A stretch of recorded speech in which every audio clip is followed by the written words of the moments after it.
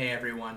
This past Sunday at the Exchange, we were taking a look at Jesus, and as he was tempted by the devil. He had just been baptized by John the Baptist, and in Matthew chapter 4, he is led into the wilderness to be tempted.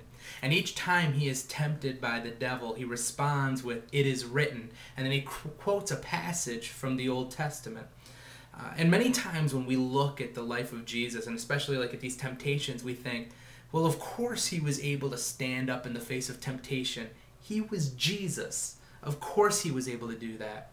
But I'd like to offer to you that the reason he was able to withstand temptation and the reason he was able to be bold in the way that he was bold was not solely because he was Jesus. You see, the verses that he's actually quoting when he responds to the devil with, man shall not live by bread alone, and you shall not put the Lord your God to the test. These particular passages are found in Deuteronomy chapter 6 and Deuteronomy chapter 8. And I want to look at Deuteronomy chapter 6 because the reason I believe he was able to stand up is very specific to this passage. In Deuteronomy chapter 6, verse 5, it says, "You shall love the Lord your God with all your heart and with all your soul and with all your might. And these words I command you today shall be on your heart. You shall teach them diligently to your children and shall talk to them when you sit in your house and when you walk by the way and when you lie down and when you rise up. You shall bind them as a sign on your hand and they shall be as frontlets between your eyes."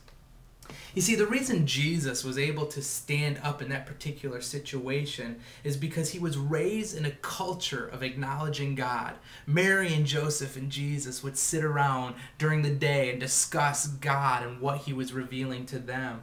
They would, when they went to bed, they would pray to the Father and exalt him. When they rose, God was continually on their lips. It was a part of their culture. See, what I think we have a problem with as Christians sometimes is we process everything through filters. We have a lot of filters. They're like glasses that we put on to view certain situations. So whenever we're faced with a decision or we're faced with some sort of life issue or whatever the case, whenever something is presented to us, we put on these different glasses to filter this information. So I may put on my political glasses based on my political experiences. I may put on my philosophical glasses. And then many of us, what we do is we put on Christian glasses. We put on these religious glasses by which we filter. And it's not the filter. It's just one of the many filters that we use. When information comes in, we evaluate it based on our philosophies and based on our politics and based on our family upbringing and experiences and based on our faith and Christianity and our worship following of God is just another filter. But see, for Jesus and for many of Israel, when the way they were trained and the way they were taught and the way they were brought up was Jesus was not just another filter. God was not just another filter by which they processed information.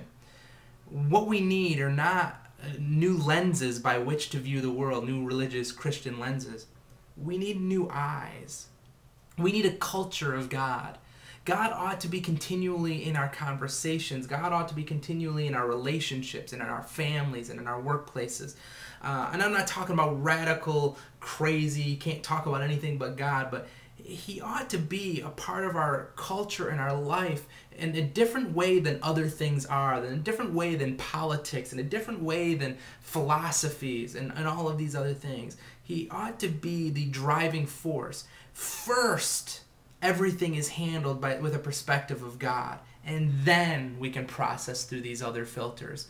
But he shouldn't just be another lens. He should be our eyes, that we could see God. Think of what would happen if we started to look at each other the way God looks at each of us.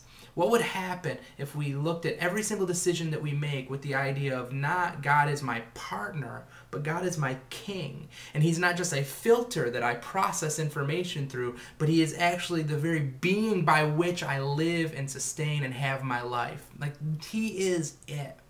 And so when we look at the story of Jesus and the temptations, he didn't stand there and respond to the devil because he was Jesus. It wasn't only solely, he was raised in a culture that God was first, period. And I guess that's my prayer for us, that each and every one of us would see God as our purpose and our King and our Lord, and not simply another lens by which we view the world through.